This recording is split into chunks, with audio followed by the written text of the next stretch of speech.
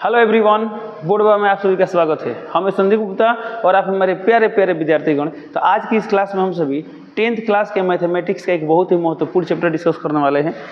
जैसे कि आप यहाँ बोर्ड पर देख पा रहे हैं, लिखा गया ज्यामिति।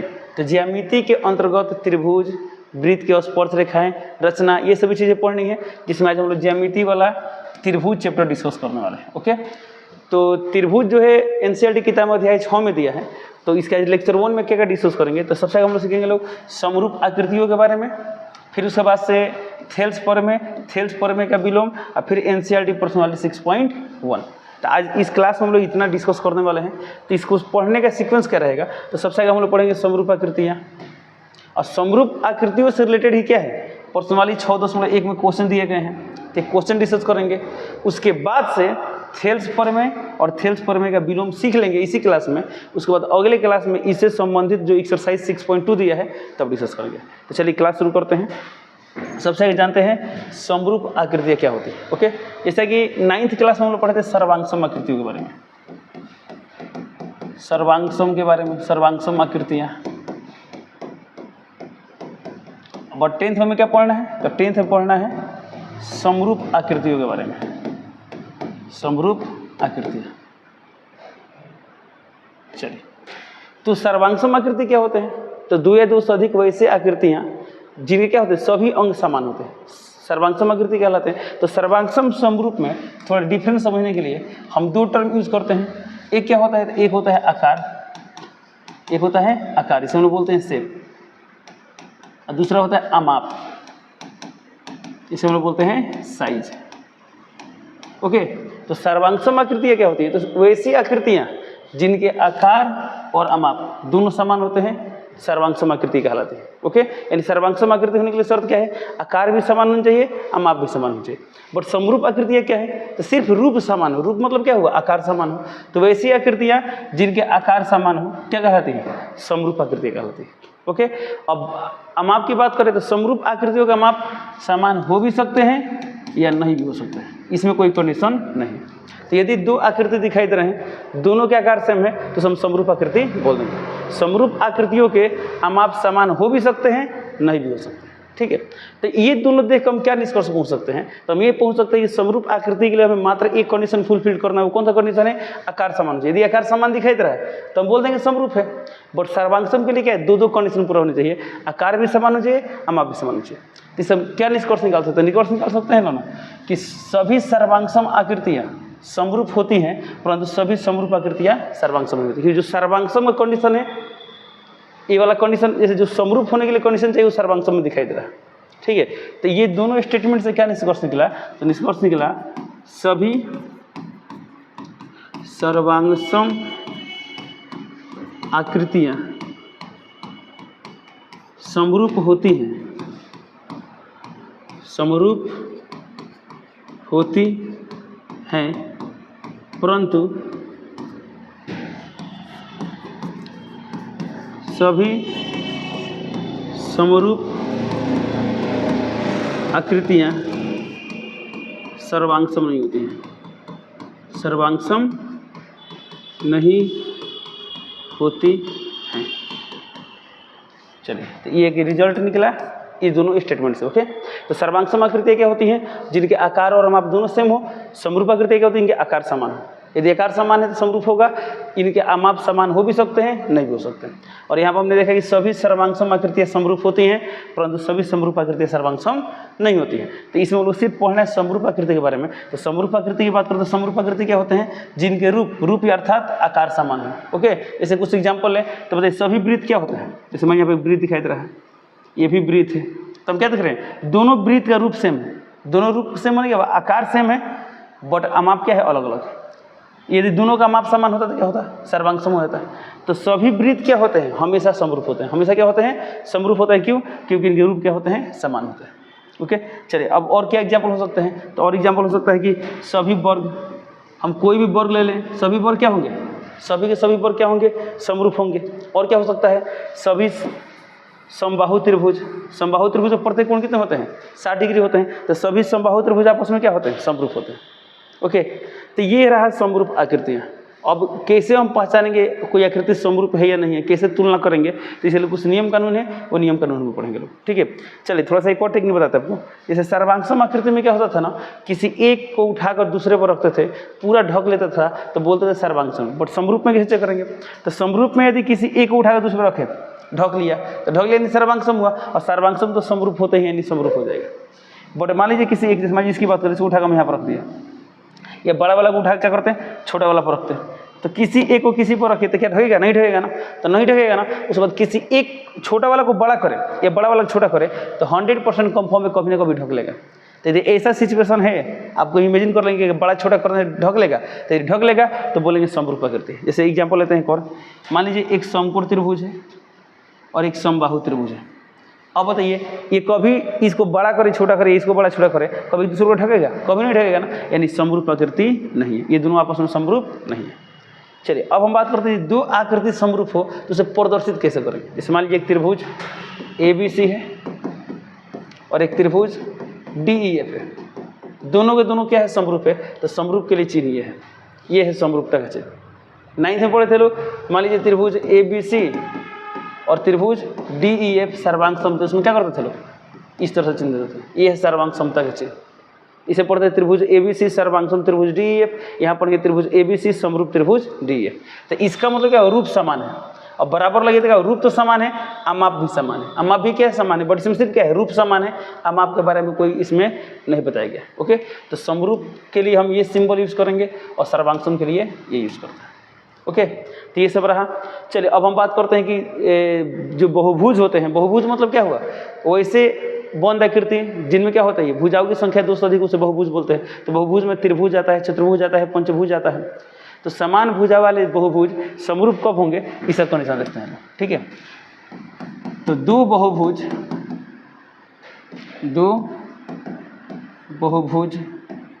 समरूप होते हैं, दो बहुभुज समरूप होते हैं यदि, तो इसके लिए दो कंडीशन है। कंडीशन नंबर 1, यदि उनकी भुजाएं समानुपाती हों, उनकी भुजाएं समानुपाती हों, उनकी भुजाएं समानुपाती हो, तथा एक और कंडीशन है, दूसरा कंडीशन क्या है, तो दूसरा कंडीशन है उनके कोण, उनके संगत कोण बराबर हो, उनके संगत कोण बराबर। चलिए यह लिखा गया है, दो बहुभुज समरूप होते हैं यदि उनकी भुजाएं समानुपाती हो तथा उनके संगत कोण बराबर हो। तो यदि दो बहुभुज है, ये दोनों के दोनों कंडीशन पूरा कर रहा है, तब हम बोलेंगे समरूप है। दोनों में से कोई एक कंडीशन फेल हुआ तो बोलेंगे समरूप नहीं है। बट हम आगे पढ़ेंगे लोग, हालांकि अभी तो बहुभुज की बात कर रहे हैं, बहुभुज के अंतर्गत त्रिभुज, चतुर्भुज, पंचभुज कुछ भी आ जाएंगे। बट हमको अध्याय 6 में आगे सिर्फ त्रिभुज के बारे में ही पढ़ना है। ओके, तो जब त्रिभुज वाला पढ़ेंगे ना, देखिए उसमें क्या पढ़ेंगे लोग, तो उसमें दोनों में से कोई एक कंडीशन फुलफिल कर देगा ना, कोई एक कंडीशन पूरा कर देगा तो समरूप हो जाएगा। बट त्रिभुज के अलावा कोई भी आकृति ले, जैसे कि चतुर्भुज ले, पंचभुज ले, षष्ठभुज ले, तो दोनों समरूप है या नहीं, ये चेक करने के लिए हमें दोनों कंडीशन चेक करना पड़ेगा। जैसे मान लीजिए भुजाएं समानुपाती हैं लेकिन कोण बराबर नहीं है तो समरूप नहीं होगा। मान लीजिए कोण बराबर है, संगत कोण बराबर है, भुजाएं समानुपाती है, तो वो समरूप नहीं होगा।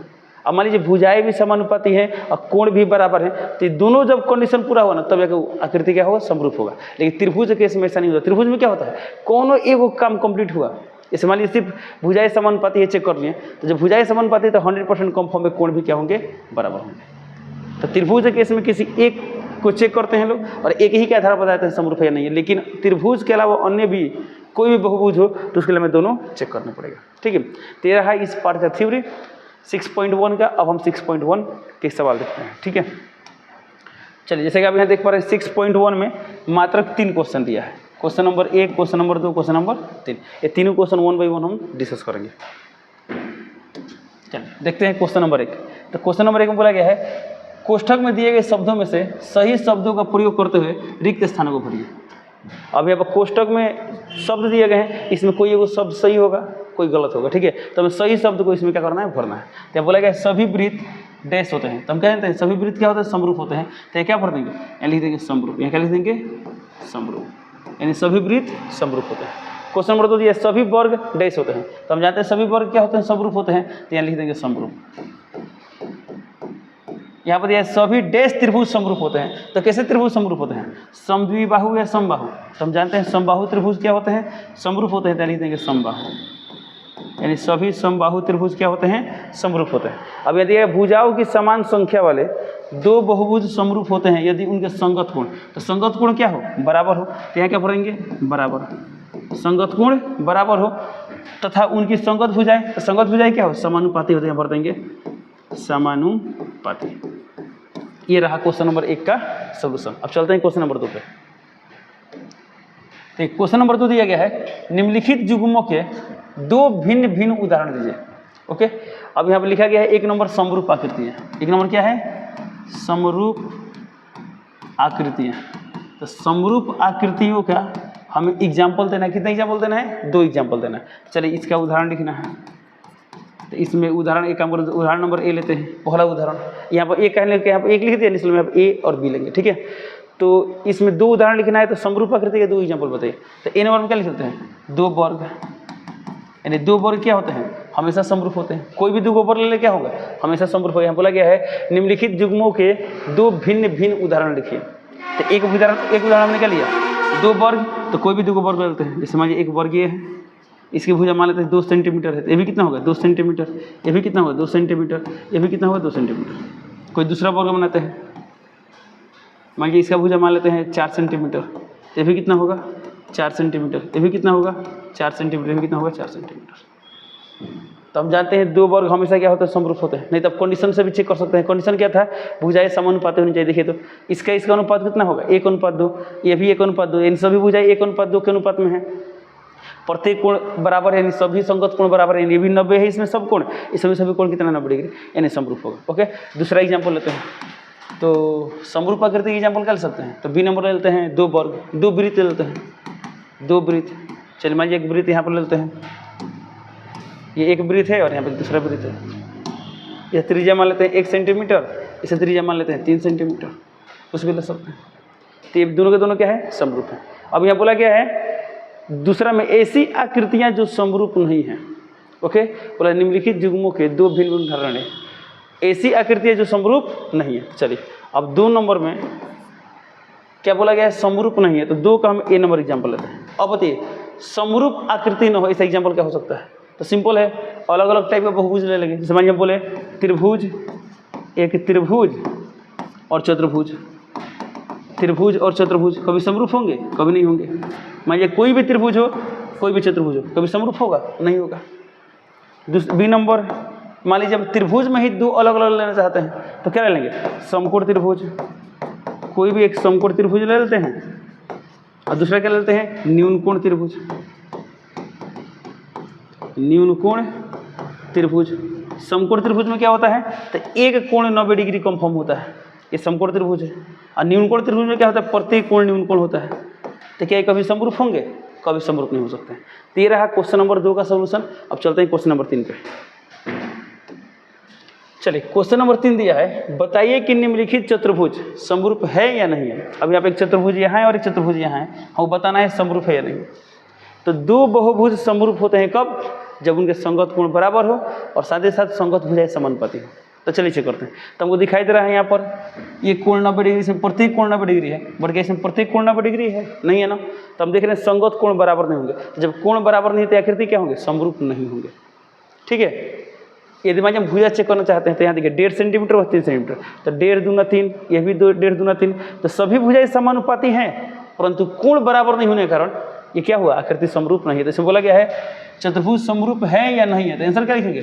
समरूप नहीं है। क्यों नहीं है? क्योंकि इनके संगत कोण बराबर नहीं है। तो ये रहा 6.1 का कंप्लीट सॉल्यूशन। 6.1 बहुत कम क्वेश्चन थे। अब 6.2 हमें चूँकि अगले लेक्चर में डिस्कस करने वाले हैं, तो उसमें जो थ्योरी यूज होने वाला है वो हम जा रहे हैं आपको बताने। ठीक है, तो अब हम लोग पढ़ेंगे थेल्स प्रमेय। थेल्स प्रमेय, इसे हम लोग क्या बोलते हैं? आधारभूत समानुपातिक प्रमेय। ठीक है, तो थेल्स प्रमेय को आधारभूत समानुपातिक प्रमेय भी बोलते हैं या आधारभूत समानुपातिकता प्रमेय भी बोलते हैं। ओके, थेल्स प्रमेय क्या है? तो थेल्स प्रमेय क्या होता है? तो इसके अनुसार किसी त्रिभुज में, इसको समझ लेते हैं। मान लीजिए कोई त्रिभुज दिया है, तो थेल्स प्रमेय के अनुसार क्या होता है? किसी त्रिभुज में किसी भुजा के समांतर खींची गई कोई रेखा। अब त्रिभुज में हमें क्या करना है? किसी भुजा के समांतर। इसमें कितना भुजा है? 3 भुजा है ना, किसी भुजा के समांतर खींच सकते हैं। चलिए मान लीजिए हम ए बी के समांतर खींचते हैं, तो ए बी भुजा है ना, तो इसके समांतर हम इसमें मान लीजिए यहाँ कोई एक रेखा खींच दी। मान लीजिए हम यहाँ पे एक रेखा खींचते हैं, तो ये रेखा क्या है? इसके समांतर है। तो जब त्रिभुज के अंदर कोई रेखा खींचेंगे तो 100% कंफर्म है 2 भुजा वो काटेगा। तो जब ए बी के समांतर खींचेंगे तो ए सी और बी सी को काटेगा। मान लीजिए हम बी सी के समांतर खींचेंगे तो बी सी के अलावा 2 भुजा कौन कौन है? ए बी और ए सी, तो ए बी और ए सी को काटेगा।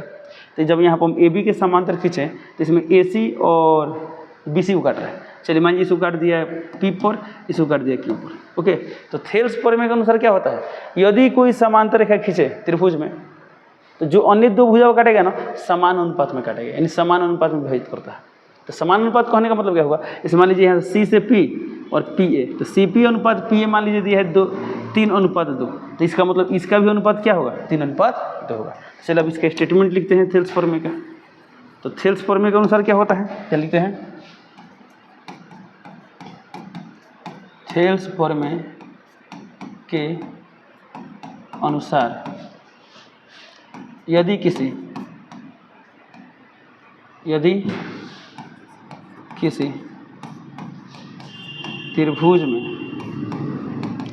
त्रिभुज में किसी भुजा के समांतर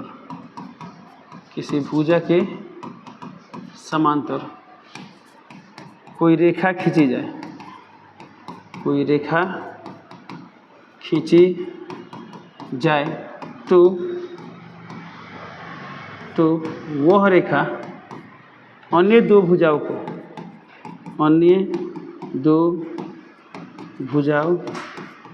को समान अनुपात में, यानी एक ही अनुपात में, ठीक है, समान अनुपात में विभाजित करती है। ये रहा थेल्स प्रमेय का स्टेटमेंट। तो थेल्स प्रमेय क्वेश्चन में हमने क्या दिखाते हैं? लिखा गया यदि किसी त्रिभुज में किसी भुजा के समांतर कोई रेखा खींची जाए तो वह रेखा, यानी जो हम रेखा खींच रहे हैं, अन्य 2 भुजाओं को समान अनुपात में विभाजित करते हैं। अब इस चीज़ को हम लोग क्या करते हैं? एक और बात, ज्यामिति में कोई भी स्टेटमेंट मिलेगा ना, स्टेटमेंट पढ़ेंगे उसके अनुकूल फोटो बनाएंगे लोग, चित्र बनाएंगे। तो कैसे बनाते हैं देखिए, यदि किसी त्रिभुज में, इसमें क्या बोला? कोई त्रिभुज का बात किया गया। त्रिभुज में ऐसा तो नहीं बोला समकोण त्रिभुज लेना है कि निम्नकोण त्रिभुज लेना है, यानी आप किसी प्रकार त्रिभुज ले सकते हैं। जैसे बोला गया यदि किसी त्रिभुज में, तो हम क्या करते हैं? एक त्रिभुज बनाते हैं। चलिए मानते हैं यहाँ पे एक त्रिभुज लेते हैं। एक काम करते हैं, एक जनरल त्रिभुज लेते हैं। मान लेते हैं यहाँ पे क्या है? एक त्रिभुज है। ओके, त्रिभुज ए बी सी। तब एक त्रिभुज है, इसमें बोला गया त्रिभुज में किसी भुजा के समांतर। अब जो 3 भुजा है, आप 3 में से किसी भी भुजा के समांतर रेखा खींच सकते हैं। चलिए मैं यहाँ बी सी लेते हैं, बी सी। तो बी सी के समांतर कोई रेखा खींचते हैं, तो मान लीजिए जब रेखा क्या होगा? कंफर्म में ए बी और ए सी को काटेगा। तो मान लीजिए ए बी को काट दिया कहाँ पर? डी पर, और ए सी को काट दिया ई पर। ओके, तो ये जो रेखा खींचे हैं डी क्या है? तो ये जो रेखा है ना, बी सी के समांतर है। बी सी के समांतर रेखा क्या है बाबू? डी है। ओके, तो बोला गया समांतर कोई रेखा खींची जाए तो वह रेखा अन्य 2 भुजा को समान अनुपात में बांटती है, विभाजित करती है। इसका मतलब क्या हुआ? ये जो पॉइंट डी है ना, डी ए बी को बांट रहा है, और पॉइंट ई है ए सी को बांट रहा है। तो जो पॉइंट डी ए बी को बांट रहा है तो समान अनुपात में, यानी दोनों का अनुपात सेम होगा। तो कहने का मतलब क्या है? इस चीज़ को हम यहाँ फोटो में दिखा रहे हैं। तो फोटो के अनुसार क्या होगा? यदि डी ई समांतर बी सी हो तो क्या होगा? तो इसमें ए डी अनुपात डी बी, यानी ए डी बटा डी बी बराबर क्या होगा? ए ई बटा ए सी। यही है थेल्स प्रमेय कंप्लीट। तो थेल्स प्रमेय क्या बोलता है? यदि डी ई समांतर बी सी होगा तब जाके एक कंडीशन होगा। ओके, चलिए अब थोड़ा सा कुछ और जानते हैं। मान लीजिए जब डी ई समांतर बी सी है तो रिजल्ट आ रहा है, बट मान लीजिए आपसे ऐसा पूछ दिया जाए कि ए डी बटा ए बी बराबर क्या होगा, तो क्या करेंगे? देखिए इधर ए डी जिस तरह इधर लेगा ना, उसी के अनुकूल हम इधर लेंगे। इधर वाला दे दिया, इधर वाला पूछा है तो इसी के अनुकूल इधर लेंगे। तो यहाँ पर क्या लिखा गया? A D. तब तो ए डी के अनुकूल इधर क्या है? ए, तो यहाँ लिख देंगे ए। फिर यहाँ बोला गया ए बी, तो ए बी मतलब ये पूरा है, इधर पूरा क्या है? ए सी, तो यहाँ लिख देंगे ऐसे। तो ये भी सही है, ये भी क्या है? सही। तो ऑब्जेक्टिव क्वेश्चन आपसे कभी पूछा जाए कि त्रिभुज ए बी सी में यदि डी समांतर बी सी हो तो ऑप्शन नंबर मान लीजिए ए दे दिया, ये बी दे दिया, ये और सी में दे दिया ए और बी दोनों, तो हम क्या टिक करेंगे? ए और बी दोनों। अब मान लीजिए हम ऐसा सवाल दे दिए ई सी बटा ए सी बराबर क्या होगा? तो ये देखिए ई सी कहाँ पर है? अच्छा ई सी यहाँ पर है, यानी नीचे वाला भाग है, तो इधर भी हम नीचे वाला भाग लेते हैं। नीचे वाला भाग क्या है? डी, चलिए लिखेंगे डी बटा है तो बटा है ए सी। अब बताइए ए सी कौन है? तो ए सी ये पूरा भुजा है, तो इधर पूरा भुजा क्या है? ए बी, तो यहाँ ले लेंगे ए बी। तो ऐसे ये भी क्या है? थेल्स प्रमेय का हिस्सा। ओके, चलिए तो ये रहा मेन स्टेटमेंट। अब सवाल कैसे आता है? तो सवाल प्रैक्टिस करेंगे समझ में आ जाएगा। तेरह थेल्स प्रमेय। थेल्स प्रमेय का प्रूफ भी एग्जाम में पूछता है, परीक्षा में आता है सिद्ध करने के लिए।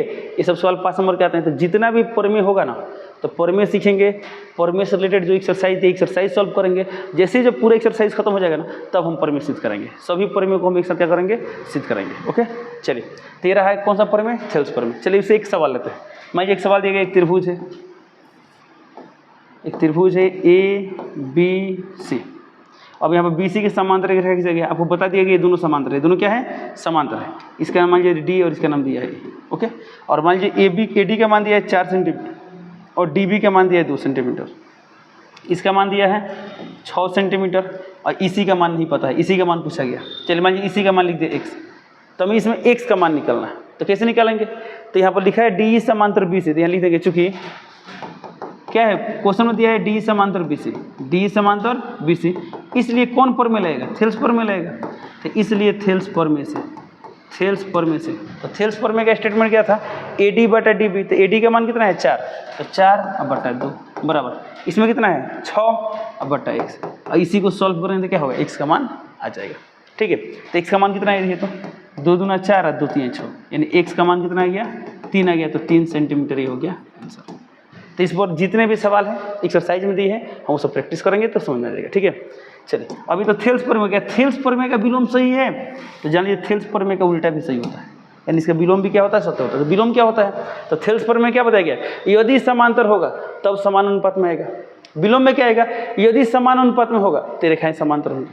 तो विलोम में क्या होता है? तो यदि किसी त्रिभुज में कोई रेखा खींची जाए और वो 2 भुजा को समान अनुपात में बांटे, तो तीसरी भुजा का 100% कंफर्म में क्या होगी?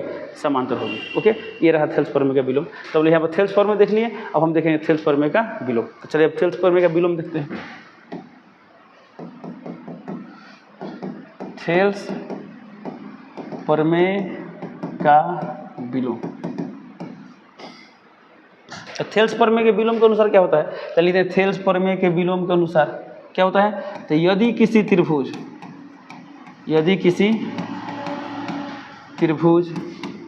में खींची गई कोई रेखा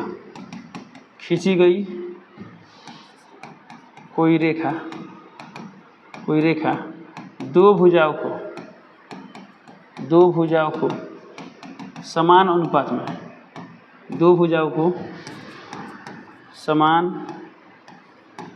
में विभाजित करती है तो वह रेखा तीसरी भुजा के समांतर होती है।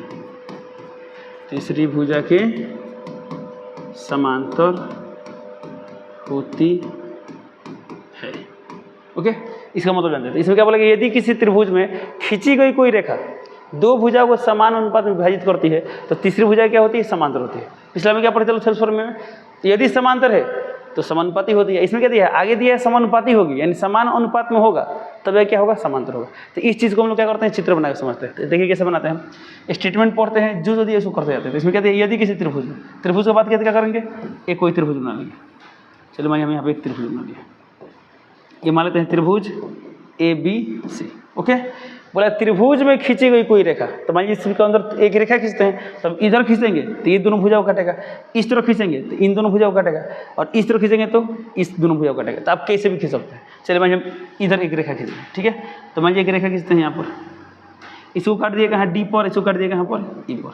ओके, तो जब इसको D पर काट रहा है, इसको E पर काट रहा है, तो कुछ ना कुछ AD अनुपात DB होगा और कुछ AE अनुपात EC होगा। तो यदि AD अनुपात DB बराबर AE अनुपात EC आ गया तो अब जाके क्या होगा? समांतर होगा। इस स्टेटमेंट में बोला गया है खींची गई कोई रेखा 2 भुजाओं को समान अनुपात में विभाजित करती है, यानी यदि यदि AD अनुपात DB यानी AD बटा DB बराबर AE बटा EC हो तो यदि ये हो तो क्या होगा? तो बोला गया है कि वो रेखा तीसरी भुजा के समांतर होती है, यानी जो रेखा खींचे थे ना D, तीसरी भुजा मतलब क्या हुआ? BC के समांतर होगी, यानी यहाँ पर क्या होगा? DE समांतर BC होगा, हो गया। यदि AD बटा DB बराबर AE बटा EC हो तो DE समांतर क्या होगा? BC होगा। ये रहा थेल्स प्रमेय का विलोम। तो इससे भी रिलेटेड बहुत सारे क्वेश्चन आते हैं। कैसे क्वेश्चन आते हैं? तो मान लीजिए हम आपसे एक सिचुएशन देते हैं, एक त्रिभुज दिया गया है, ठीक है। और मान लीजिए हम बात करते हैं, यहाँ पे एक रेखा खींचा गया है, यहाँ पे क्या है? एक रेखा खींचा गया, ओके। और मान लेते ये दिया गया है 3 सेंटीमीटर, ये दिया है 1 सेंटीमीटर, मान लीजिए दिया है 6 सेंटीमीटर, ये दिया है 2 सेंटीमीटर, और आपसे बोला जा रहा है कि दोनों समांतर होगा। अभी दोनों समांतर है या नहीं, ये कैसे चेक करेंगे? तो चलिए इसको कुछ नाम लेते हैं ABC, और क्या बोला गया? इसको मान लेते हैं D, इसको मान लेते हैं A। हमको चेक करना है कि D समांतर B है या नहीं, इसलिए हम क्या करेंगे? तो जब ये रेखा खींचा गया है तो इसको भी बांट रहा है और इस रेखा को भी बांट रहा है, तो दोनों का अनुपात निकालना है। तो इसमें बताइए C अनुपात E क्या होगा? C अनुपात E 3/1 होगा। इसमें बताइए CD अनुपात DB क्या होगा? 6/2, 6/2 माने ये भी क्या आएगा? 3/1 आएगा। तो हम देख रहे हैं दोनों अनुपात समान है, तो जब दोनों अनुपात समान इसलिए क्या होगा? ये रेखा इसके समांतर होगा, ठीक है। तो कैसे लिखना है, क्या करना है, ये सब हम एक्सरसाइज 6.2 में डिस्कस करेंगे। तो इसी के साथ इस क्लास को कंप्लीट करते हैं, मिलते हैं अगले क्लास में, तब तक के लिए जय हिंद।